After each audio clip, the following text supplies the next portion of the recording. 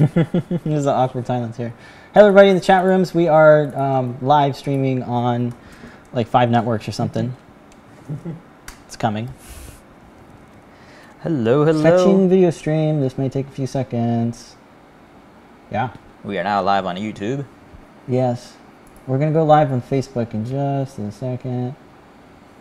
Gonna click that button. Okay. Facebook says good warning. We had warning last week, but it turned out fine. It says YouTube is connecting. It says Twitch is connecting. And Periscope is good to go. Hello, everybody in the chat room. Hey, Kirby. Hope you're enjoying your vacay. On Lansky, Jim. Hey, Jim. Thank you, Good physicist. progress, Jim. Says he likes our videos. He likes our videos. Oh, thank you. Thank you so much. Appreciate the comment. He's on Snip. Yanni. He's twitching. Hey, Yanni. How is the weather in Finland? I hear it's mighty cool. Puns. A lot of puns. All right, I think we're ready to go. Start the show. Okay. Remember, guys, it is not Thursday. It is Wednesday. It's like the disclaimer right before the intro. Here we go.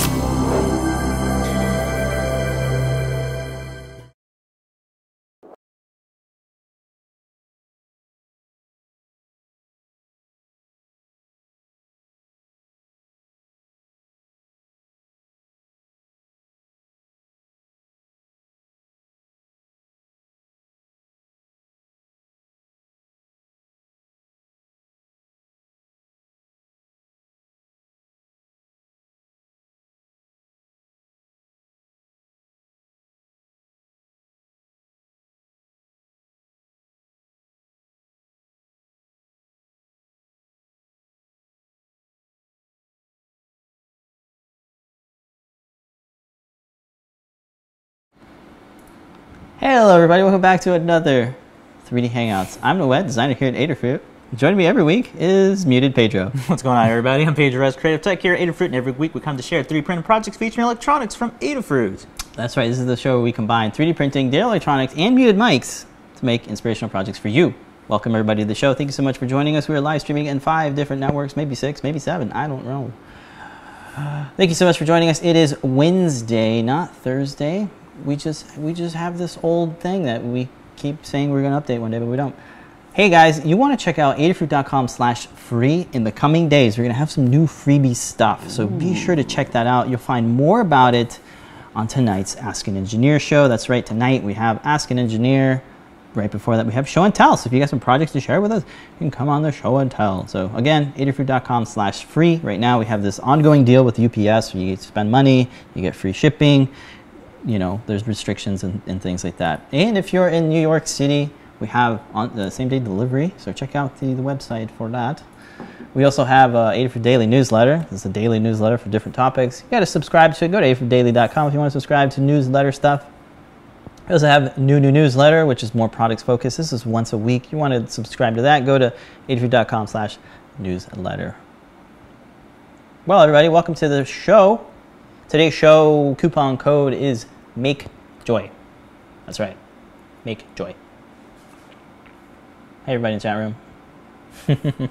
So we did release this week's project learning guide. So yeah. Let's go ahead and take a look at that. Do you guys remember last week? I sure did. We showed off this project. It's Joy. There she is. Hello. She was fun. We showed you guys a little quick demo of it, and we took it apart and took a look inside. Now this week we finally have the guide fully ironed out. It's nicely sequentially laid out, and there's photos and things. So let's quickly walk through it. Well, we don't have to quickly walk through it because I got to kill some time. So here we go. The majority of the parts are listed out. It's an Adafruit Feather, M0 Express, and it's a TFT display, a battery. There's some things you don't need, like the SD card, but just follow the list here if you do want to build one. You might have these parts already. One of the parts that are kind of hard to come by right now is this joystick, so be on the lookout for that. Sign up for notifications when we get those back in stock, because they're kind of I don't know why they're out of stock. Stop buying them. No, don't stop buying them. Hey, you're gonna need some machine screws. I always link the machine screws now. My favorite supplier of machine screws, McMaster Carr and Albany County Fasteners. There's great places, but if you're outside of the U.S., you might want to pick something else. But hey, metric screws. I like me some metric screws. I like the metric system. A couple tools and things I always lay out. This was 3D printed on the Ultimaker 3. Let's go over to the 3D printing section. Take a look at that GIF. That is my favorite GIF. That took a lot of time to put together, by the way. It is a painstaking process of putting animations a little together. bit. Not really painstaking. It's more like picking the right thing to do. Because like I did 3 of these before I landed on layers. One. Yeah, it's just like what do you have come out first and what's hidden, so that you can tell that it like rotates. I don't know, kind of interesting. Maybe I'll do a layer by layer on that. I keep saying that, but yeah. So the kind of main thing that makes this so cool is dual extrusion. Is it really utilizes 2 different colors to kind of really make those features pop out, like the lightning bolt and the other things. So if you don't have the dual extruder, I do have a separate STL that kind of combines those the black and the white parts into one piece. So you can print it out and maybe paint it or something. You can't really print them separately and snap them together because it kind of structurally it wouldn't work. So you kind of have to dual extrude it, which I don't know. Maybe somebody can find a way to do the filament swapping technique. I really didn't design it for that, but I think you can. I think you can do that. So anyway, the STLs are all available to download on Thingiverse and Pinshape. The Fusion 360 archive is available to download as well. That contains all the components like the feather, the screen, the joystick, the battery, slide switch, that sort of thing. So I've grown accustomed to using these settings in Cura because the way I kind of design things is for specific tool paths. We talked about it before. But the main thing you want to change or be aware of is the line width. That's the width of the extrusion line that comes out. In something like Simplify 3D, it's called extrusion width. In Cura, it's called the line width. So I have these settings here that I used. So if you're finding that the tolerances aren't matching up correctly, you might want to double check the line width, because that's the one I used. And if you're using something like ABS or PETG, the tolerances might change or not. You know, it kind of goes with every project, every 3D printing thing, is the tolerances are one of those things that sometimes don't carry over super well. Hey, speaking of support material, no, I wasn't. But anyway, support material is something that you're trying to tend to avoid, but you can avoid it in some circumstances, and this is one of them. This the right pad, or the left pad rather. This should be the right pad. I need to change that. Anyway, the pad where it houses the 4 action buttons, that needs some support material. Because of the way I designed it, you kind of need support material for it. There really wasn't a good way. You did try different orientations. I did. And this was the best way to actually get this. I think so, yeah. Because of the standoffs that are on the bottom there. Yeah. This picture doesn't really showcase it that well, but hey, maybe we can show it over here, over the overhead. So how I originally tried it, we're going to do overhead action over here. This is the part I'm talking about that needs support material. So this could print flat, and then you would add support material to this area, but it kind of degrades the quality because you want to, yeah, it doesn't look good, first of all, and it kind of kills the tolerances here because there are these little masks that get these button caps, button covers that kind of snap fit into these little indentations. So by printing it, you know, this on the bottom, it actually prints these. It does produce more support material, but this is the side that you're not seeing, right? This is the side that gets underneath, and the PCB gets mounted to these 4 standoffs, and they're a little bit tall. But as far as like durability, they feel pretty good. So depending on your support material settings, you might need to increase or decrease the kind of air gap so that it's easier to break away. But this came out not too bad, right? This isn't, remember, this is you don't see this in the part, it's in the inside of the case. This is the part that you see. And if you're adding support material to these edges and this indentation here, it doesn't really work that well. So this is the best way that I can find to make this specific piece. You notice these notches here. Going back over to the guide, we can take a look at the notches. These notches are actually in the next page. There are some kind of separate pieces that I found were easier to print separately than to actually dual extrude, being these little pink strips that are on the bottom half of the cover, and these black masking caps that go over the buttons. Those just seemed to, it just felt easier than having to dual extrude every single thing. So for the way I made it, it's just one piece that is dual extruded, and that's the top cover. Everything else is printed in kind of by pieces, and then you just kind of stick them in the right spots. So let's talk about the case assembly. So I was saying these registration keys are these little notches on the edges of these purple pads, and they line up perfectly with these little nubs, I guess we can call them, and it just snaps in. They have a very tight tolerances, so you may or may not need to use a filing tool to kind of get the right to fit right. But the point is that it's supposed to be really stuck in there. And I didn't use any glue, so if you do need glue, there's still areas in there to allow for that. Yeah, these button covers, again, they snap fit into the grooves with the right snug fit tolerances. If they're not, if you find them a little loose, of course, just add some glue. The button actuators, they, just like any other button actuators from any game controller, they have like a flange that prevents them from kind of falling through the holes. And there's a nice, like, I don't know, 1 millimeter or half of a millimeter leeway so that the buttons don't get stuck. So they have a nice kind of tolerances, loose tolerances there, because they need to be. That's how buttons work for gamepads. So that's pretty much it for the 3D printing. Oh yeah, one other thing is that there's a little notch there, a little circular notch. So I even found this myself, where it was like, this isn't fitting, and that's because that teeny little bit, if it wasn't there, it wouldn't fit all the way. So make sure you double check that. Yeah, so the registration mark there. Yeah, it's like a third registration mark. So there you go. John asking, why wouldn't you print these without the standoffs and just use just print them separately? The standoffs? Yeah.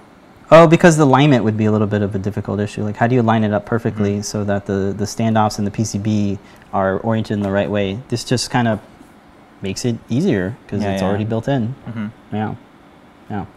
Hopefully that answers the question. But if you have another question like that, let me know. Let's go over to the software. This is the uncanny valley that I have no idea about. So huge thanks to Philip Burgess, who writes all the code for us, mostly. It's usually Lamar or Phil B or Tony. But yeah, he did a great job on this. And if you don't have your Arduino IDE set up with the right board profiles, we do have a link to the guide that shows you how to do that. So if you are new to it, you can rest assured that we have you kind of covered. So you can check out that guide on how to install the board profiles, how to get your Adafruit board profiles set up in Arduino IDE, because this is written in Arduino. Side note, Lamar and Phil are actually working on converting this to CircuitPython. So hopefully that'll be something that we can all take a look at. You just need a single library, an external library. This is using the screen has a chipset, the ST7735. So we have an Adafruit library for that chipset. So that is what Phil B used to kind of talk to the TFT over SPI. If you are interested in changing the kind of key mappings, the buttons are mapped to specific characters. You can change them in this button array, so you can see what button is linked to what analog pin. And another side note is the joystick actually has a button on it. When you press the joystick, it actually has a clicky button in there, and that's just connected to a digital pin, so you can change that pin or change that character if you want. Let's talk about the code now. The code is actually on GitHub. So what we're starting to do now is we have like a main master repo called Adafruit Learning System Guides with underscores, and it basically shows all of the different guides. We are cranking up these, like you can see they're coming in the few days here. So obviously I have it linked to the right one, wherever it was. Let's go forward. We're back. There we go. So here is the kind of the repo folder for all the stuff. So you have the INO file, which is the Arduino file. You have a graphics H file. I believe there is, I guess like the eyes and teeth are converted into these hexadecimals. Are these hexadecimals? I'm not sure. yeah, so these characters here are kind of, so you don't need the micro SD card because the graphic is in code. That's really neat. Also have the board files if you're interested in milling or fabricating the button PCB. You don't need to. You can 3D print it like I've said before. I think I have a thing on that, which we'll get to in a little bit. But hey, real quick, looking at the code, you know, there's some global variables. So if you are interested in changing, you know, some of the pinouts, I guess you could. And here's the button array that you can change the mappings of the buttons. There's just 5 of them, so you can change them there. Here is the array for the potentiometer. So the joystick is just 2 potentiometers. They are both wired to 2 different analog pins for X and Y. So if you find these are kind of reverted, you can switch them around if you'd like. Let's see what else. This is where I really can't speak too well into it. But if you are a avid coder and you can read this stuff, it's commented pretty well. So you can see where Phil B is kind of writing everything to kind of map out where the eyes should be and how they relate to the joystick. There's a good amount of math in here too, so check it out if you are interested. I think porting this over to CircuitPython might make it a little bit easier, at least from a user standpoint, where I can like plug it in and change maybe a text file where it'd be a lot easier than having to recompile it every time. So I'm looking forward to that. All right, let's go over to the circuit diagram. The majority of this build is just making wires and connecting them to components. So I have them all listed out here. I built the Joy like 4 times because I had to make one for me and then make one for Phil B, then I made one for, anyway.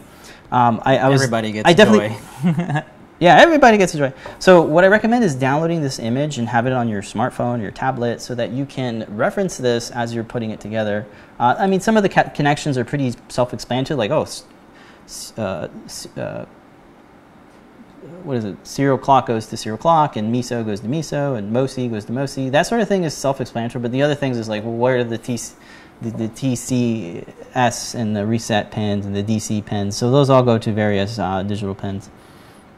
The analog pins go, you can look at the thing. I don't want to go through every wired connection, but there's like 20 of them or so. Not too much, but not too little. So it's kind of like intermediate, right? Right, okay.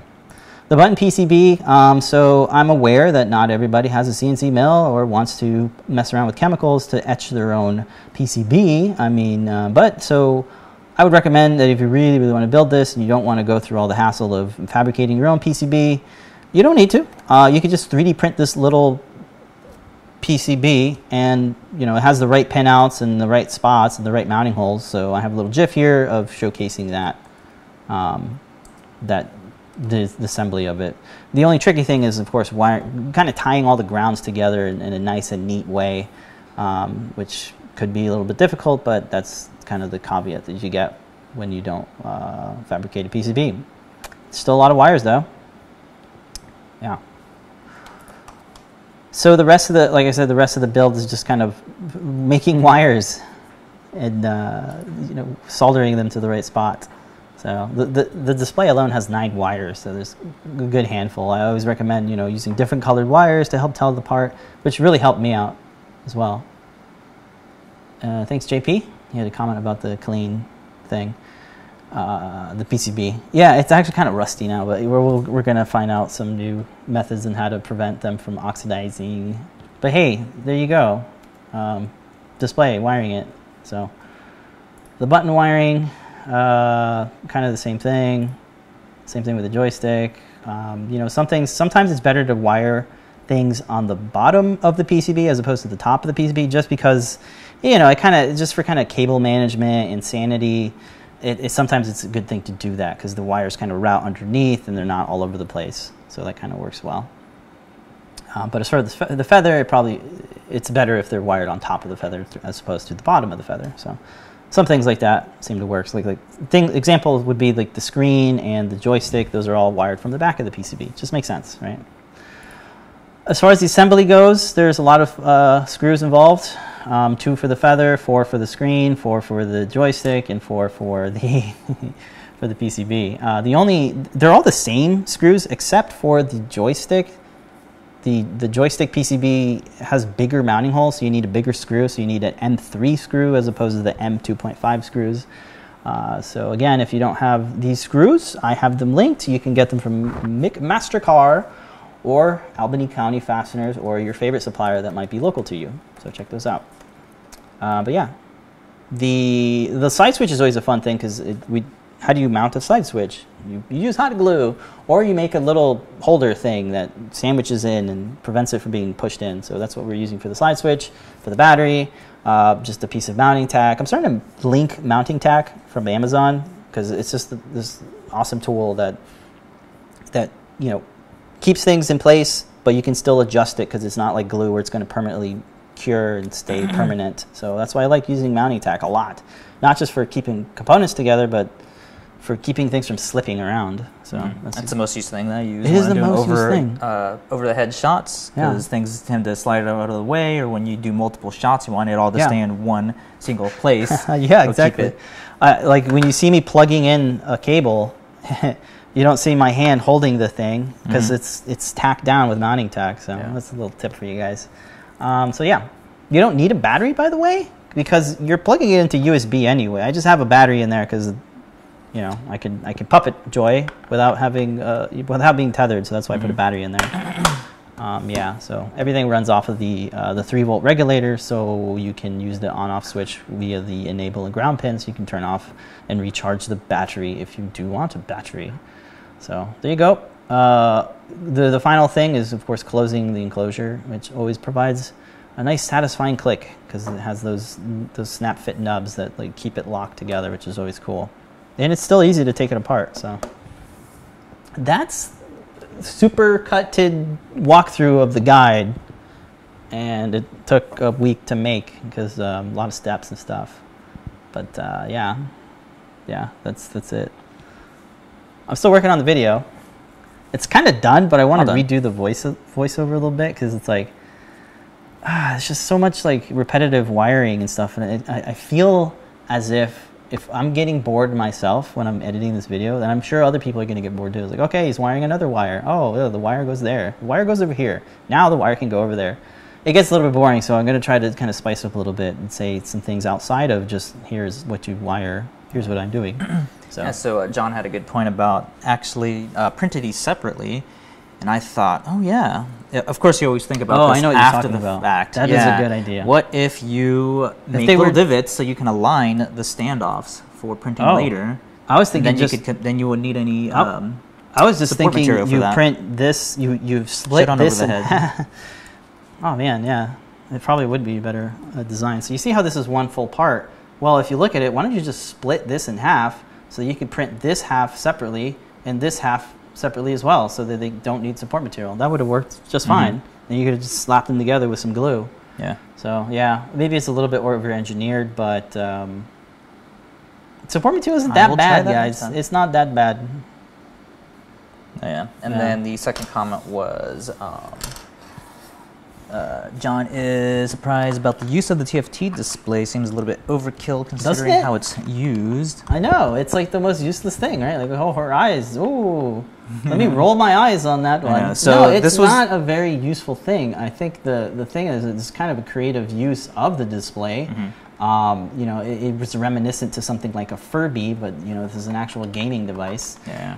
You could push this further. So, I think this is like level 1 of personality. So the main thing that PT wanted with this project was being able to puppet this. So the Lamar and Phil B are redoing this whole project inside of CircuitPython. So one of the things where you're hoping that they can do is actually add more puppeteering functionality, meaning that, you know, maybe this is like an O or a B or a T, or, you know, all of the animation letters for your mouths. Yeah, so you can actually have this talk. Could have uses in terms of, I don't know, maybe like people who have like communication or verbal problems, maybe they can use this to communicate somehow, like emotions or something like that for like kids or something like that. So there is a deeper methodology behind having a complicated, you know, little puppet that this is supposed to be. So that was the main thing behind all of that. Sure, and John, you had a good comment there, and it's like, why don't you just show the whole display, like cut out the whole display? Now that is what I did first, and I'll actually show you guys what that looks like. It actually doesn't look bad, but it definitely doesn't look as good as this. So let's go ahead and go to the website. That is what Joy looked like when I first made it, right? Not that bad, right? But this just looks like it is part of the design. That looks like it was like fitted on there. This looks like it's part of it. Yeah. You know? Yeah. And PT got this PT idea. is the one who's like, hey, no, do the cutouts. Make the actual facial features the cutouts. And I think he got inspired by the Elgato Stream deck, which masks it kind of makes it look like there's a bunch of little screens oriented in this nice grid pattern, but it's just one giant screen, and then it's the piece of plastic, the masking, that kind of does that. So I think that's where the inspiration came from. That's a good comment right there. If we could put a microphone inside of it to have it mimic when your mouth moves, it'd be pretty cool. That'd be interesting. Like, yeah. hello, hello. Yeah, and I like what PT was saying last week on Ask Engineers, saying like, you know, you could add things to it, time sensitive things. So let's say there's a timer that says, okay, it's been an hour and 30 minutes, and then Joy would be like, hey, it's time to like stop playing. Maybe you should go like make something or do your homework. Yeah. Because we know like modern consoles do have that ability to tell you after a certain amount of time. Retro games would not have that, but if you build that into the controller, it'd be good for parents to give this to their kids and have, you know, the timer do all that stuff. And you can't get mad at it. Look at it. It's so cute, right? Yeah. This is what happens when you combine like kawaii Japanese style with electronics. You get companies like Pyromoni and Adafruit. Very cool. Let's see. Any other cool comments? The border is amazingly visible. Yeah. In the web version, you can't really see it. Yeah, look at that border. You can't just match up the lines. I mean, this would work well if you wanted to actually display text information, maybe a menu of some sort where you could like change macros on the fly. That would be interesting. I think that's what John Park wanted to do. He wanted to use this to control a CNC machine. Oh yeah. So kind of reminiscent to the effects trigger box where you have a menu and you can navigate to it and make it do anything. I guess that would be really cool. This is the type of design you would want because it shows the whole screen. Very, very small screen. It's 128 by 128. I like John's comment there. When Joy gets bored, it'll yawn. Yeah, that's cool. Sort of like the idle animation in some games. How about it controls John's robotic arm? Ooh. Chunky. Or it could have audio. Yeah, I think there's enough room in Joy to add a speaker and another like board for like making sound effects. It's a possibility.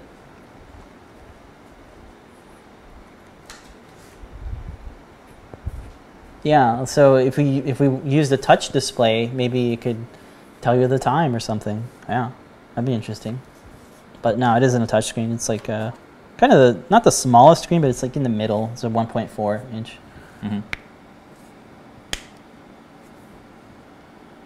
Yeah, isn't it?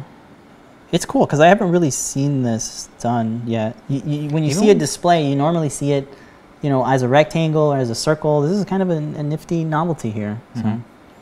And of course, Bruce Yan's awesome design. Yeah, so Bruce Yan, our creative director, he designed all the Circuit Playground characters and did a fantastic job with this one. Yeah, and the tip with printing right on glass, heated glass bed, is what's giving you that super glossy finish to make it look like it's manufactured. Yeah. Pretty cool.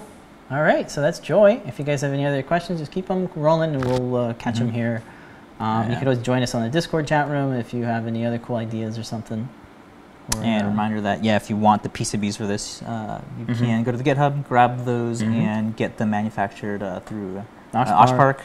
We'll probably... Or 3D print the thing. I recommend 3D printing it because you don't have to wait 3 weeks and spend money. It's just like, all right, print it out and then snap it in there. Yeah. Cool. Sure, these will be produced, been in the store. Yeah, if you guys make Joy, please do share it with us. I'd love to see how she travels to, you know, other printers and other materials and that sort of thing. I'd love to see a different kind of take on just colors. Like I'd like to see a black version, a dark version of Joy. That'd be cool. You've been banned from Discord, says John. Oh, I'm sorry about that. I'm not sure. Email support at adafruit.com with your thing. Yeah, how did that happen? I don't know. Was it an edge case, or were you just being naughty? I don't know. All right, moving on. Again, if you do want to pick up some of the things that are in the shop, make joy, support the show, support your maker habit. I love saying that, and I love it when you buy stuff. Thank you. It helps keep all of us employed, not just me and you, but the hundreds of people in New York City and remote. All right, cool. So, what are you prototyping? This week's prototyping segment is continuation of the wireless charging pad with the little Qi charger that we have inside here. We did work on this, I think it was last year we released the Qi charging stand. And because of the new iPhones having that automatically built in, I thought I'd make a portable one. So last week I did show a little bit off of this. I did have to do some modifications and update based on Lamar's suggestions. I love this project. We're using a 6600 milliamp hour battery as opposed to the 2500 milliamp, so it is able to handle a load bigger than before. I did add the USB output on the side here, so you can actually charge two devices at the same time, which we That's awesome. Can I put my phone there and charge it? So what I like about, obviously... Oh, let me turn it on. Yeah, you do have to turn it on, because you don't want to just kind of sit idle. Look at that. Works. Woohoo! Yeah, it works really great. So like we were saying before, we do offer the Qi trans receiver. Yes. Adapter for phones that don't have this already built in. Yeah, different flavors. Yeah, different flavors of that. We have the micro USB, we have Lightning for the iPhones, and those all work really good. Yeah. Of course, you can also charge something like a Nexus tablet. Any Android devices work as well. Let me just line that up. Ooh. And that works. Pretty cool. Pretty cool. So, of course, we can have two things charging at the same time. I'll demonstrate that. So if anybody's interested in any technical numbers, like what is the charging rate, that sort of thing, I think that the product page will tell you. So that's cool. You can have two charging devices. And I forgot where somebody said, "Oh, why would you do this?" Well, let me demonstrate. Okay, right now. Oh, but why though? Yeah, but why though? It's like, okay, well, this is how you're charging things now. Yeah. How about see that cable there? Yeah. How about you like not have that cable and do the exact It's same just thing. really free. You know what? the other day. How about just not worry about the cable? I really like it in this format because I would ask you, sir, why the cable if you don't need it? Right. Well, maybe your device doesn't have it. But. And the distance that you can actually charge for this is pretty far away, so it's about an inch away. You have a case. It's a fairly thick case. Oh yeah. So it's about an inch it works well. far away is how for the charging of that. So I did have to move the coil from the center of it to make room for the bigger battery over a little bit offset, but it's not too bad. As you can see, it just peaks just a little bit over on the iPhone 8 Plus. On the smaller ones, you can just kind of like that. Real quick, Kirby has a good comment. Why not use NinjaFlex to stop it from sliding so easily? I did. Oh, so this is what this is right here. So we have NinjaFlex dual printed. Although when I tested it out, it's not doesn't really work. Yeah, I mean, so what I am gonna have to do if I just pull this off the bed, just do some live. Whoops. Remove this real quick. Some live pulling of bed.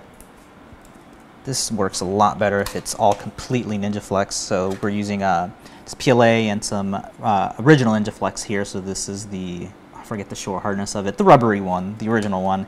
And that definitely works in terms of it sliding away. You can right away tell that it's going to work really good. Yeah. So that's what I'm going to have to move on to. Next is just dual printing NinjaFlex on these, because having even a large portion of this being PLA, it still tends to slide. Yeah. So you're basically inverting the design a little bit. Yeah. The materials anyway. Yeah. So well, I'm just gonna do all NinjaFlex. So it'll be NinjaFlex bottom, NinjaFlex top with dual colors on there, just to indicate where the indicator here is kind of key here, because otherwise you don't know where to line up the thing. You just kind of you're wasting time trying to align it, so I think this is very, very helpful. Yeah, so that this definitely works. I like the way this turned out. And it's just simple. So I am still looking for a better design than this, maybe like Adafruit's head or something. But yeah. Question from John K. Do we prefer PLA over ABS? Absolutely. It just depends on the project, what the use case for that. If I'm designing something where, I think the best example is when we were doing that slider, the camera slider, we were shooting on a super hot day. And it actually bent. The legs melted. They just kind of, started sagging over. So that's where you would need something like ABS. A couple things though about ABS. It is a bit smelly. You can really smell it. It's a bit more toxic. It requires a heated chamber to avoid cracking and warping. PLA is just more friendly, more forgiving. You can print it in the house. It's biodegradable in some cases. So that's why we prefer using PLA over everything, because most of our projects aren't going to sit in the sun. They're going to sit in a nice cold room. Good comment, Drew. Yes, this should be Cappy. I think he's 2 colors, so that would totally work out. Just have it blue and black. Oh, like his face? Oh, wait, no, there's white in there as well, yeah. Let me test out the mosaic. Yeah, finally. But yeah, I will look at adding Cappy to this. So it's super cool. Oh, yeah, okay. John's, his XYZ printer doesn't support ABS. Yeah. Okay. I have seen instances where people are printing ABS just with like a huge brim. Small parts, right? Yeah, small part, huge skirt. Because you need a heated bed. No, I've seen people print it with no heated bed. Right. Again, it was a small part though, and they had like this large brim on the bottom to hold it to just regular blue tape. Oh. And it worked pretty good. Okay. So if you got like a little nut or something, give it a try. It might work. Yeah, that might work. Just gotta print it a little harder. I will release this next week. Got all the diagram, all that figured out finally. And we'll take a look inside and some of the design. This is a big one. This is a 6600 milliamp battery. Yeah, so all the design work is going on the inside, how everything's being mounted and all that, like the way that the USB is being kept in place, and as well as the slide switch and all of the circuitry for the Qi charger. So I'll take a look at that next week. Finishing up the edit and all that stuff for the video. So should be ready for next week. A good beginner project, you think? It's not bad. How many soldered connections do you have? The USB, because it does extend from where the power boost is, so you do have to do 4 connections for that. Okay. The slide switch, just 2 connections. And that's it. Yeah. That's it? The coil doesn't need to be unsoldered, so that makes it a little bit more easier than the past project for that. So yeah, we'll take a look at this next week. Yep, there you go. Yeah, so John's asking what's a good printer for ABS ability. You know, it's anything that has a heated bed. Yeah, anything that has a heated bed, definitely. You might have to DIY your own enclosure chamber to enclose it.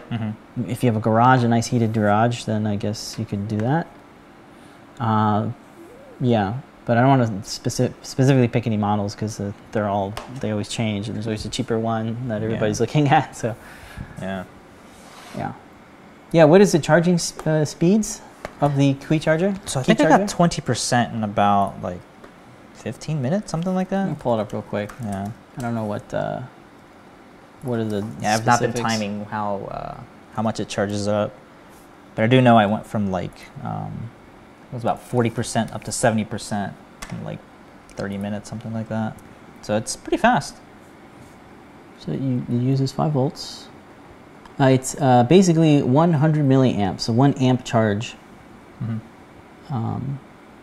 This is while I had the phone on as well, watching a video. Yeah, it's faster than I expected as well. Yeah. Okay. Sweet. So definitely something that I will take on trips, since it is going to be 1 less wire to worry about. So we're like during while we're eating or something, just set it down and hold it, all that, instead of having like this long wire, connecting back into your backpack or whatever.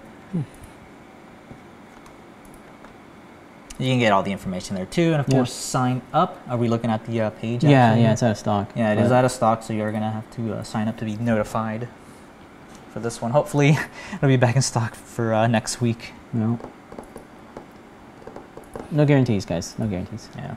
Sign up though, because the more we have sign-ups, I think the more the algorithm in our back end do the order. We'll be like, okay, we need to order more. All right, cool. Let's go ahead and jump into this week's shop talk. Shop talk.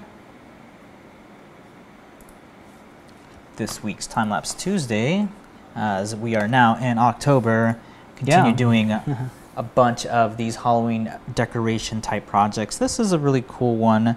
It's just a Voronoi Cobra that could be added to your lawn. And the cool thing about this is that it's printed with ColorFab's glow in the dark. So of course, when you're shining like a UV light on it, you can quickly see it charge up. Even with all these lights here and here, you can kind of see the glow there. Kind of.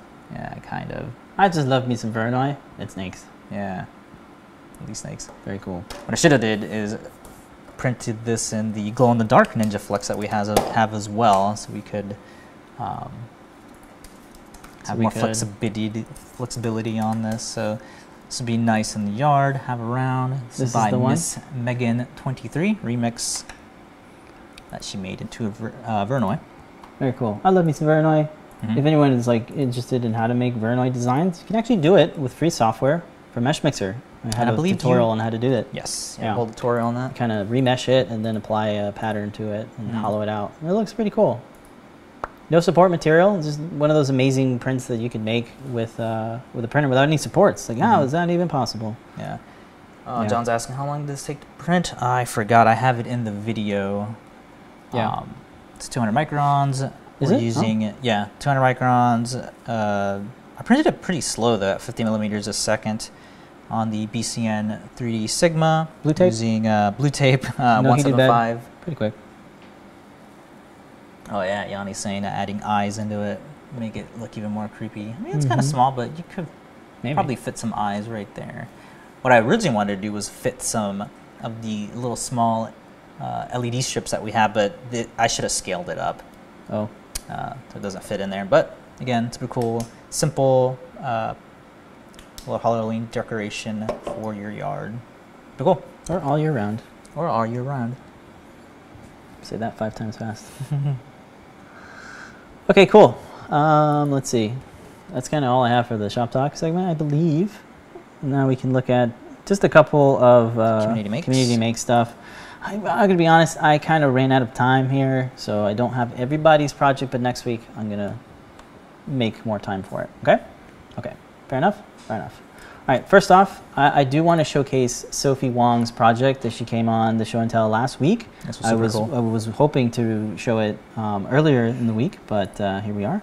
Yeah, so Scott actually shot some really cool footage that we can't find while they were at the Seattle Mini Maker Fair. Scott, if you're watching, please make it public, because I think you had a great kind of demo at the Seattle Mini Maker Fair where they met up, and she showcased all the demos. But hey, we have a video from the show and tell from last week, so you can check out Sophie demoing it here.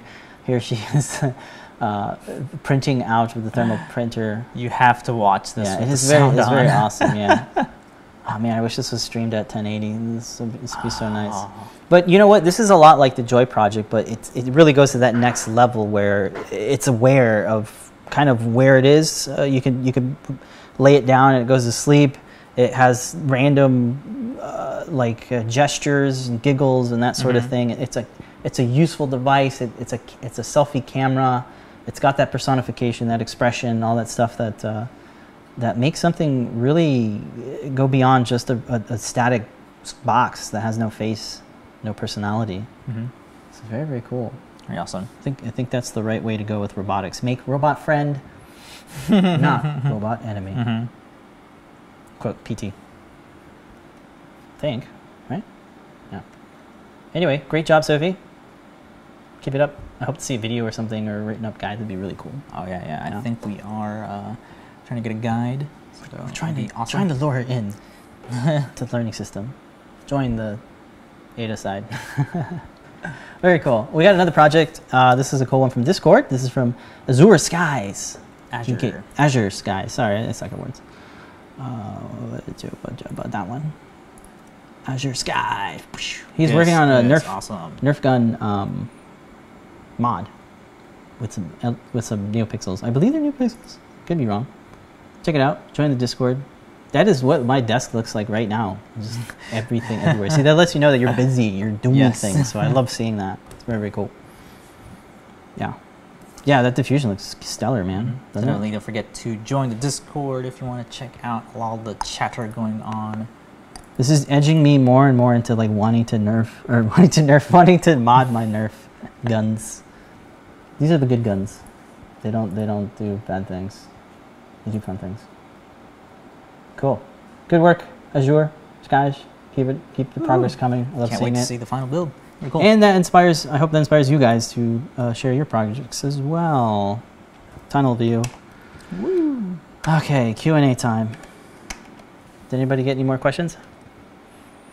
This is a clean desk is a sign of a sick mind. Yeah. John's cleaning his workshop. You know, sometimes you do have to make room. A lot of the times, the project from last week will just stay wherever I left it until I need to make space for the next project. So that's kind of how it works here. Let's see. Just scrolling up. If you guys want to repost the questions, I don't have to scroll through all these comments. Oh, one comment about the video project that was released. If you want to go over the overhead. Oh yeah, let's talk so about. So this was PT's idea for stamping. The one thing I want to point out though is, man, read the dollars. Have you not seen a $20 before? I don't remember any 20 that said only for motion pictures. Oh, why did somebody say it was a real dollar? People think it's a real dollar. Yeah, real come monies. on, man. You think of no. You think we don't have lawyers? So the reason why, the reason why we weren't able to release it, what, 2 weeks ago? Yeah, because our lawyers are reviewing this. So. Yeah, PT was very careful about making sure that we were within the legal bounds to do this. So we actually have a document written up in case the U.S. Treasury comes after us. We already have our for motion pictures. What does the back say? In what we rust. The fast prop money and what we rust. I think PT bought this stuff off of eBay, I think. This is what they use in the movie, so yeah, this is all good. Yes. Yeah. And shout out to Dana Wall, who helped. I think we'll release. We'll try to get him to release his STLs and stuff. Yeah. He actually made it. He made his own version using laser cutters and of course 3D printing as well. He actually made it so you can use registration marks to line it up perfectly. I just was like, ah. I know, it was just like whatever. Stamp. So Dana Wall, huge shout out to figuring that one out, solving like that kind of problem of alignment, which is really critical to get. Again, a good stamp. the whole project is how to make the rubber molds for this. Kirby, is that how they pay you now with fake money? No. It's all Bitcoin. It's all Bitcoin. Yeah. See. I think what's gonna. Are you gonna do a maintenance type of show, like how to maintain the printer? I guess. Maybe. Yes. I mean, that has been discussed. Yeah, we've been chatting with PT and Lamar about doing more of those type of projects as opposed to projects. You know, because it's more useful. There's more longevity in those type of tips things. Yeah. So we just got to get there. It's a little bit hard to break away from making a project because this is something we've grown to come to for the past 4 years. Yeah, like I'm already working on the next project after this one, but in the meantime, while editing, my next one, I'll let you guys know. My next one is less about the project, more about the process, right? So the process of CNC milling a PCB really excites me and kind of has me in this unknown territory that I don't have too much experience in. So I think the main part about that is how do I actually do a double-sided CNC milled PCB, and how do I, make it so that it is durable and long-lasting? Because right now the PCBs that I've made, they are definitely rusting. They're definitely suffering from oxidation, and I don't know currently how to prevent that. There are chemicals and things like that I keep hearing from people, but I need to actually do it and showcase and document how to do that. So it's one of those things that I probably do a little bit more research on, see what else other people are doing, and then kind of try it myself and then see if I can find out any new tips or techniques. Yeah.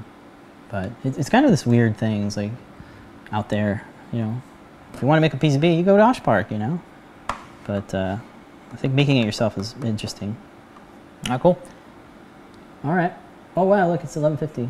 Cool. Well, if you guys want to join us tonight at Show and Tell, we'll be there. I hope to see you there as well. That's going to be tonight at 7:30 p.m. Eastern Time. And then Ask Engineer. There's some new products coming. I love being in that as the private. I get to see all the private repos, so I know it's coming. It's like, it's super juicy.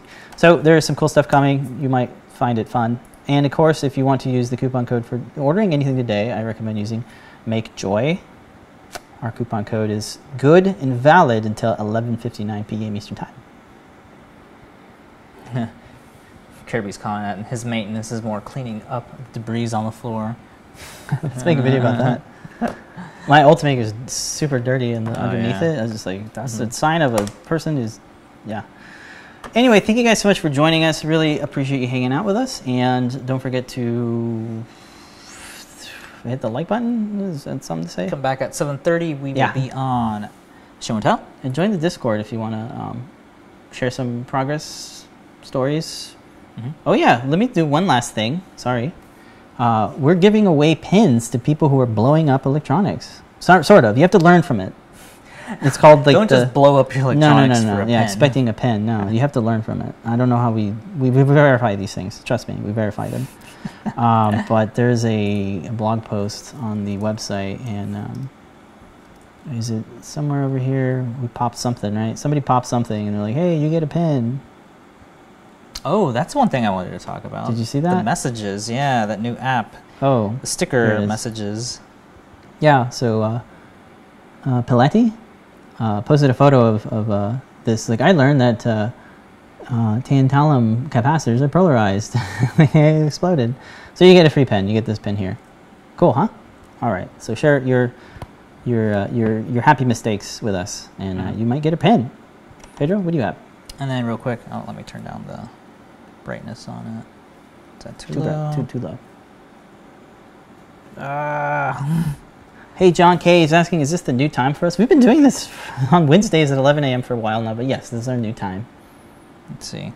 So the stickers app, all it does is installed additional stickers onto your messages. Is this just for iOS? I believe it's just for iOS, yeah.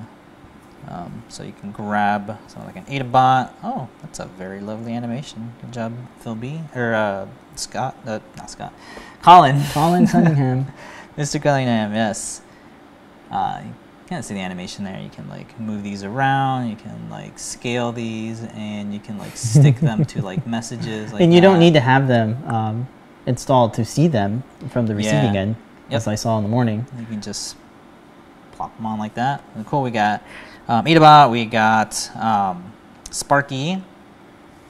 You just sent me a message. Oh yeah. Does it show up on this fancy watch? Minerva, the owl. We got, of course, Blinka. We got Mo. We got Cappy.